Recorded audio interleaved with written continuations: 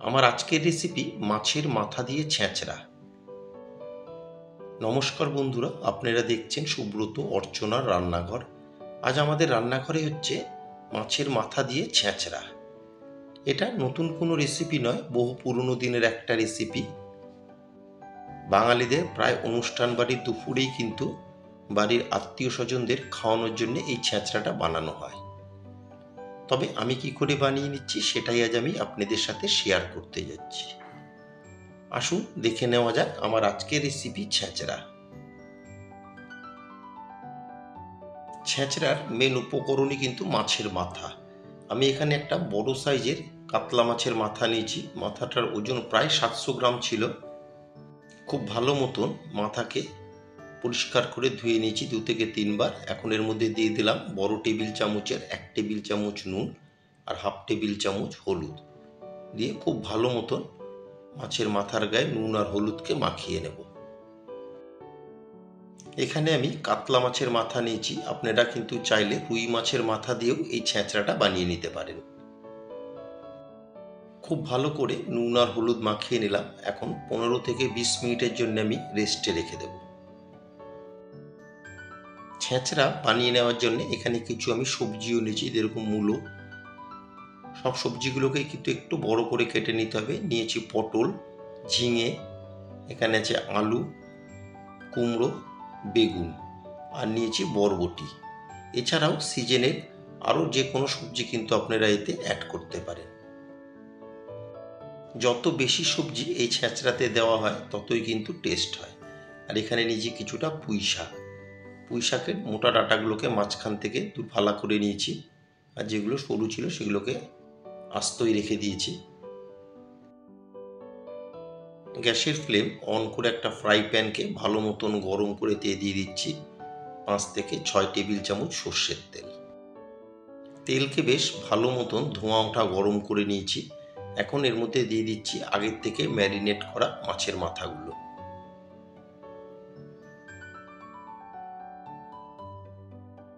মাছের মাথাগুলো নেড়ে চেড়ে দুই পিঠেই কিন্তু বেশ কড়া করে ভেজে নিতে হবে। মাছের মাথার যে কোনো রেসিপিতেই কিন্তু মাথাগুলোকে একটু ভালো করে ভেজে নিতে হয়, নইলে কিন্তু একটা আষ্টে গন্ধ বেরোয় রান্না থেকে।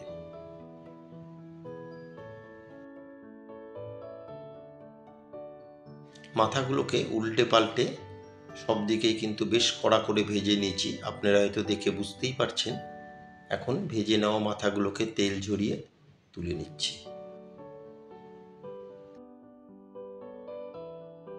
ভেজে নেওয়া মাছের মাথা তুলে নিয়ে ওই তেলেই ফোড়নে দিয়ে দিলাম বড় টেবিল চামচের 1 টেবিল চামচ 5 ফোড়ন, 3টে শুকনো লঙ্কা আর 2টো তেজপাতাকে মাঝখান থেকে ছিঁড়ে দিয়ে দিলাম। দিয়ে ফোড়নকে 20 থেকে 25 সেকেন্ড নেড়ে চেড়ে ভেজে নেব। ফোড়ন থেকে খুব সুন্দর একটা 5 ফোড়নের গন্ধ আসছে। ঠিক এই সময় দিয়ে দিলাম একটা বড় সাইজের কুচনো পেঁয়াজ। এখানে পেঁয়াজটা বড় ছিল বলে আমি একটাই দিয়েছি, যদি আপনারা মিডিয়াম সাইজের পেঁয়াজ দেন তাহলে 2টো পেঁয়াজ দেবেন। দিয়ে পেঁয়াজকে নেড়ে চেড়ে একটু সোনালি রং করে ভেজে নেব। পেঁয়াজের কালারটা চেঞ্জ হয়ে গেছে। এখন এতে দিয়ে দিচ্ছি বড় টেবিল চামচের 1 টেবিল চামচ আদা বাটা, 1 টেবিল চামচ রসুন বাটা আর 5 থেকে 6টা পাকা লঙ্কাকে আমি একটু হামনদিস্তায় থেতো করে নিয়েছি, সেটাও দিয়ে দিলাম। দিয়ে আরও 1 থেকে 1.5 মিনিট এখন আদা রসুন বাটাকে পেঁয়াজের সাথে কষিয়ে নেব।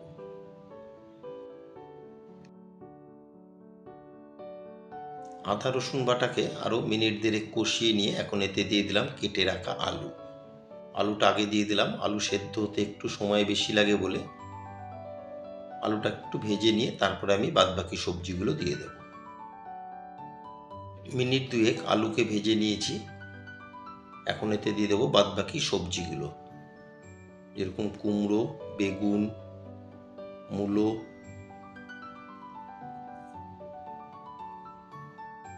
এইভাবে একে একে সমস্ত সবজিগুলোই দিয়ে দেব।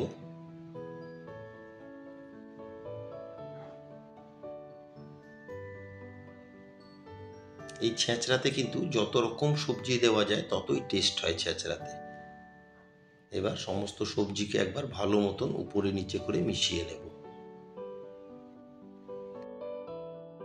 সমস্ত সবজিকে ভালো মতন মিশিয়ে নেব। এখন কিন্তু কোনো রকম নুন এতে আমি দেব না। নুন ছাড়াই প্রথমে 2 থেকে আড়াই মিনিট আমি সবজিগুলোকে একটু ভেজে নেব। একটা কভার দিয়ে 2 থেকে আড়াই মিনিট ভেজে নেব। প্রায় 3 মিনিট আমি কভার দিয়ে সবজিগুলোকে একটু কষিয়ে নিয়েছি দেখুন। এখন কভার তুলে একবার ভালো মতন সমস্ত সবজিকে মিশিয়ে নেব। সমস্ত সবজিকে খুব ভালো মতন মিশিয়ে এখন দিয়ে দিচ্ছি আমি স্বাদ মতন নুন। আমি এখানে দিয়ে দিচ্ছি বড় টেবিল চামচের 1 টেবিল চামচ নুন, 1 টেবিল চামচ দিয়ে দিলাম ধনের গুঁড়ো, 1 টেবিল চামচ দিয়ে দিচ্ছি জিরের গুঁড়ো, আর 1 টেবিল চামচ দিয়ে দেব রেগুলার লঙ্কার গুঁড়ো। ঝালটা অবশ্যই আপনারা আপনাদের স্বাদ মতন বাড়িয়ে বা কমিয়ে নেবেন। আমি কিন্তু কাঁচা পাকা লঙ্কাও প্রায় 4-5টা দিয়েছি। আর দিয়ে দিলাম হাফ টেবিল চামচ হলুদ। দিয়ে সমস্ত মশলাকে এখন সবজির সাথে খুব ভালো মতন উপরে নিচে করে মিশিয়ে নেব। আর আমার নতুন বন্ধুদের কাছে রিকোয়েস্ট, যারা আমার চ্যানেলটি এখনও সাবস্ক্রাইব করেননি তারা অবশ্যই সাবস্ক্রাইব করে আমার পাশে থাকবেন, আর পাশে থাকা বেল আইকনটি প্রেস করে রাখবেন। যখনই আমি নতুন কোনো ভিডিও আপলোড করব সবার আগে নোটিফিকেশান আপনাদের কাছে পৌঁছে যাবে। খুব ভালো মতন সমস্ত সবজিকে মশলার সাথে মিশিয়ে নিয়েছি। এখন একটা কভার দিয়ে আরও 4 থেকে 5 মিনিট আমি রান্না করে নেব। আরও মিনিট 5 কিন্তু আমি কভার দিয়ে রান্না করে নিলাম। দেখুন সবজিগুলো অনেকটাই মজে গেছে, মজে গিয়ে কমে এসছে, আপনারা হয়তো দেখে বুঝতেই পারছেন। আর এই রান্নাটা কিন্তু বারবার কভার দিয়ে করে নিতে হবে।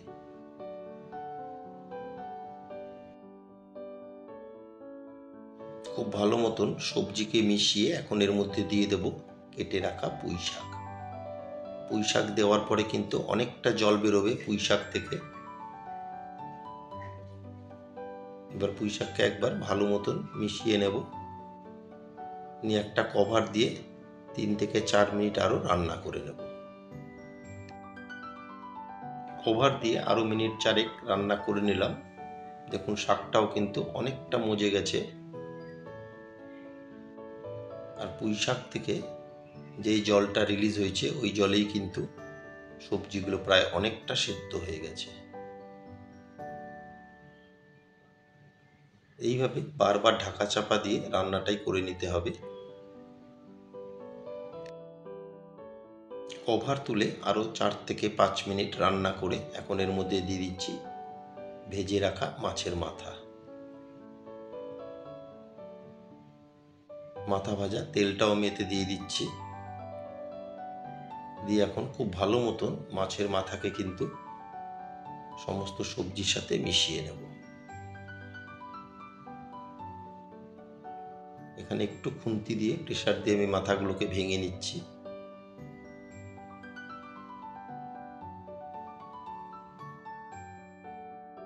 আমার আজকের রেসিপি মাছের মাথা দিয়ে ছেঁচড়া আপনাদের কেমন লাগলো অবশ্যই একটা কমেন্টের মাধ্যমে জানাবেন। যদি কোনো অংশে ভালো লেগে থাকে একটা লাইক, শেয়ার আর ছোট্ট করে একটা কমেন্ট করতে কিন্তু ভুলবেন না। এই ছেঁচড়া রেসিপিটা কিন্তু আমাদের বাঙালিদের প্রায় প্রত্যেকটা অনুষ্ঠান বাড়িতেই দুপুরে বাড়ির আত্মীয় স্বজনদের খাওয়ানোর জন্য কিন্তু রান্নার ঠাকুরেরা বানিয়ে থাকেন। সেটাই আজ আমি বানিয়ে আপনাদের সাথে শেয়ার করলাম। মাছের মাথা দিয়ে আরও 7 থেকে 8 মিনিট আমি রান্না করে নিলাম।